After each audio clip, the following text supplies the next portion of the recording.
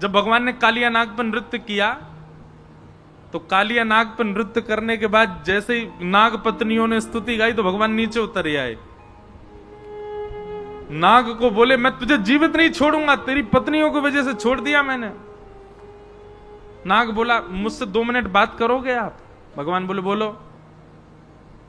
बोले एक बात बताओ ठाकुर जी, मुझको नाग किसने बनाया? पहले तो उसने पूछा कि आप मुझे मार क्यों रहे हो?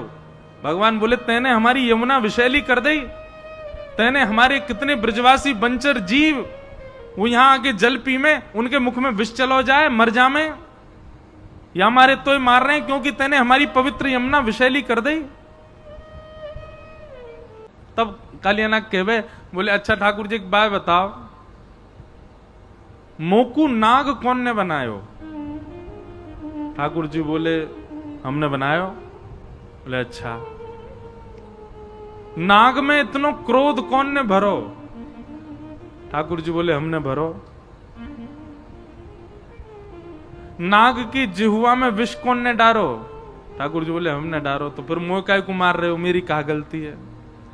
मैं नाग हूं, मेरे अंदर क्रोध है, मेरी जिह्वा में विष है, ऐसा स्वभाव आपने बना के भेजा मेरा, तो मुझे क्यों मार रहे हो नाथ? जैसे ही उसने स्वयं को प्रस्तुत किया ठाकुर जी के आगे, ठाकुर जी मौन हो गए। बोले अब याते कहा बोले हम? तब ठाकुर जी ने उसको मुक्त कर दिया। लेकिन मानव को ठाकुर जी ने स्वभाव से बुरा नहीं बनाया, स्वभाव से क्रोधी नहीं बनाया, उसको स्वभाव से ठाकुर जी ने, अब देखो इसका एक प्रमाण दें आपको कि हमारा स्वभाव से हम लोभी क्रोधी कामी मोही नहीं है। नाग का तो स्वभाव ही वैसा है। क्यों? सर्प का बालक जन्म लेते ही आप उसको छुओ, अगर वो आपको काट जाए बचोगे? नहीं बच सकते, क्योंकि सर्प का बालक जन्म से ही क्रोधी है, वो जन्म से ही विषैला है, वो जन्म से ही उसका स्वभाव ऐसा है। पर मानव जन्म से कैसा होता है? शुद्धोसी मुक्तोसी निरंजनोसी संसार मायाम परिवर्जितोसी संसार मायाम परित्यज्य निद्राम मदालसा वाक्योवाच वालम। मानव का स्वभाव कैसा? छोटा बालक जन्म लेता कैसा लगे? परम कोमल, अत्यंत शीतल। उसका सम्मान करो तो उसको अच्छा नहीं लगेगा ज्यादा, जैसा वैसे ही रहेगा। माला पहना दो छोटे बालक को, फूलेगा नहीं वो। और छोटे बालक को खड़े होकर 4 गाली दे तो उसको क्रोध आएगा? नहीं आएगा, शुद्ध है। आप कहोगे अबोध है, अबोध नहीं, वो थोड़ा और बड़ा हो जाए तब देख लो उसको, तब भी ऐसे ही रहेगा। उसको क्रूरता, उसको क्रोध करना, उसको लोभ करना, उसको संसार में फंसना हम सिखाते हैं, उसको नहीं पता होता। पर ये जानवर अपने बालकों को कुछ नहीं सिखाते, सब सीख जाते हैं वो अपने आप ही, क्योंकि उनका स्वभाव ही वैसा है। मानव का स्वभाव शुद्ध होता है, दूषित हम उसको होना सिखाते हैं। इसलिए भैया जो संसार में आके दूषितताएं हमने अपने अंदर ले ली है ना, ठाकुर जी के आगे प्रकट किया करो, बता दिया करो, नाथ ये सब मुझ में दोष हैं, कृपा करके आप मुझे शुद्ध करो, मैं ऐसा ही हूं। ठाकुर जी के सामने ज्यादा भगत बनने की कोशिश मत करियो, नहीं तो पूतना की तरह ठाकुर जी देखेंगे नहीं। तो पूतना को भगवान ने नहीं देखा। पूतना ने अपना पयोधर भगवान के मुख में दिया तो भगवान ने पहले तो उसके विष को पिया, दुग्ध को पिया, पुण्यों को पिया, पापों को पिया, और अंततो गत्वा प्राणी समम रोष समन्वितो पिबत। जैसे ही पूतना के प्राण पिए,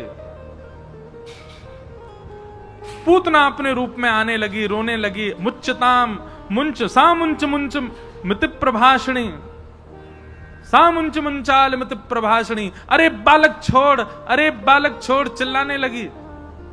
लेकिन ठाकुर जी कहां छोड़ने वाले? अंत तो गत्वा पूतना के प्राण निकल गए और भगवान ने उसका वध कर दिया। बोलो पूतना मर्दन भगवान की जय। जोर की आवाज हुई, सब ब्रजवासी दौड़ करके गए, कहा भयो, कहा भयो। जाकर के देखी तो महाराज नंद भवन के पीछे विशाल विकराल एक राक्षसी पड़ी है, और वाके ऊपर पयोधर पर नेक से 6 दिना के गोपाल जी लेटे भये हैं। ब्रजवासी ने नशे नहीं चढ़ा के तो ऊपर गए, ऊपर से लाला को उतार के लाए, लेकर के गौशाला गए। गौशाला में जाकर के कोई वैद्य के पास नहीं गए, गौशाला गए।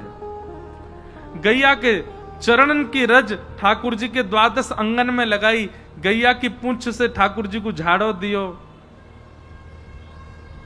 गौमूत्रेण स्नापित्वा, गौमूत्र से स्नान कराया ठाकुर जी को। और सब गोपियां कहने लगी हमारे लाला को कोई की नजर नहीं लग जाए, अरे कहां ते राक्षसी आ गई, जन लाला पे कोई कछु कर ना गई हो, अरे अपने कर्मंते मारी गई, पर कहीं हमारे लाला को कोई दोष ना दे गई हो। सब गैया मैया से प्रार्थना करने लगे हमारे लाला की रक्षा करियो हे गैया मैया। बंधुओं, गैया के प्रति दो ही भाव रखने चाहिए, या तो मैया को या फिर वैद्य को। गैया वैद्य है, अपने समस्त रूप से आपको कुछ ना कुछ देती है, और वो देती है जिससे आप कुछ पुष्टता को प्राप्त होते हो।